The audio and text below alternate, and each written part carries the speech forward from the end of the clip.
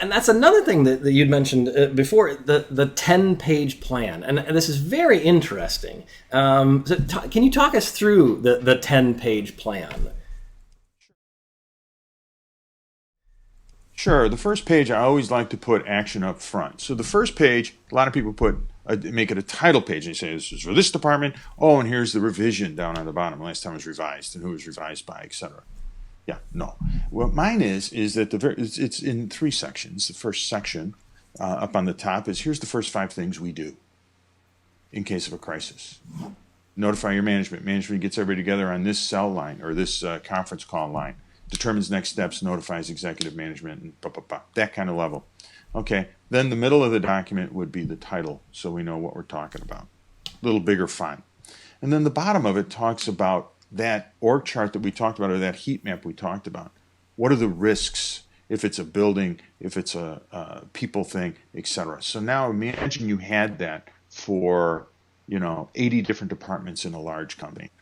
The CEO or even the CIO or whomever can have those 80 pages out spread on his or her desk, and they could say, wait a minute, we have a location problem. Well, this green, green, green, green, green. We don't have to worry about some of the yellows, the reds. These are the groups we need to worry about. I know exactly who's going to be impacted by the fact that building is down. Period. And they know that within minutes. Seriously, if they had that information in front of them. More importantly, their managers would know. And it's okay, and so it's okay to have the detailed tactical plans, but not at the senior level, not at the executive level, down where the rubber meets the road, and given enough time to be able to look at them and to understand them and those things.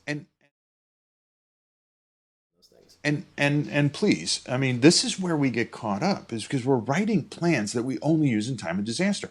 And again, in this same aspect of not taking on that responsibility yourself, is that you need to say, I need your standard operating procedures. I need the procedures that you follow in production.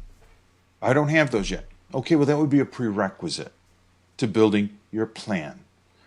Yeah. Imagine, any business continuity professional will tell you, or anybody who's been in this field, if you walked into an apartment that had everything documented, how they do everything in production, and what their component level failures would be part of that. If you can't get a hold of Joe, then you get a hold of Mary. If this component doesn't work, then go in this route.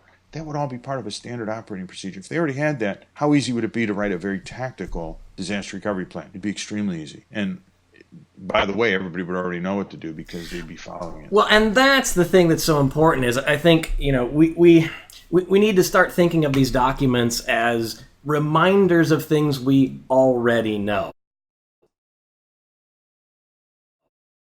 Now, you've used this a couple of times, so talk about how this works in reality, boy, when we actually do have a disaster. Well, the one critical step is once you have this and you have these managers engaged, these executives, then the other thing you need to do is come up with your crisis management. Who's going to call who? How are you going to help them coordinate themselves?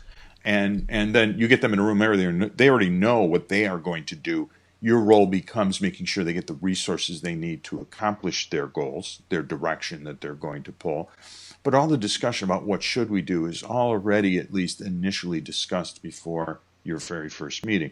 So now that you know what you're going to do, now you just make sure they get the right resources. And from my experiences during real events, getting the support you need from your vendor, from your IT group, from HR, from wherever, your legal department, so much easier when you know exactly what to ask them and you ask them that up front.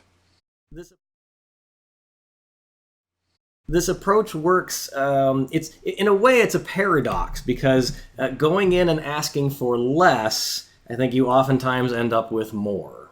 Exactly, because the management knows once you keep the risk, they know how to do risk abatement or risk avoidance. And so once you give them a clear indication of what's at play, they will make the right decisions.